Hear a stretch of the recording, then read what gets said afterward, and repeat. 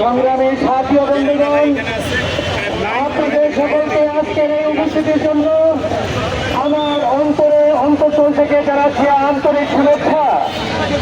আজকে আমরা এখানে যে উদ্দেশ্যে সমবেত হয়েছি, আমাদের ঢাকা 11 সংসদে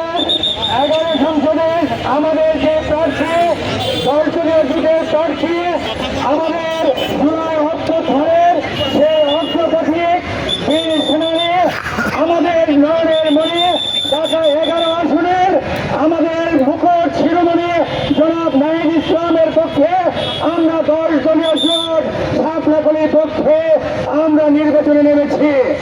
আমরা 11 আসনে, আমাদের এই আসনে কোনো চাঁদাবাজি, কোনো সন্ত্রাসী, কোনো দখলদারির অস্তিত্ব আমরা রাখবো না। আমরা সকলে মিলে 12 ফেব্রুয়ারি তারিখে সকলে মিলে শান্তিপূর্ণভাবে ভোট দিয়ে আমাদের নাহিদ ইসলামকে জয়যুক্ত করবো ইনশাআল্লাহ।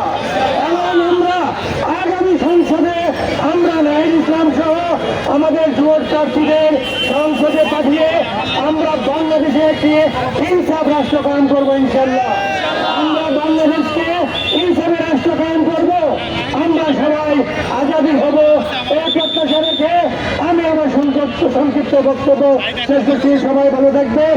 সাপলাকলিতে সবাই ভোট দিয়ে আমাদের 11 আসনের সংসদীয় সদস্য নাহিদ ইসলামকে জয়যুক্ত করবেন। আমরা সবাই ঐক্যবদ্ধভাবে কাজ করবো ইনশাআল্লাহ। ইনকিলাব জিন্দাবাদ, ইনকিলাব জিন্দাবাদ। আসসালামু আলাইকুম।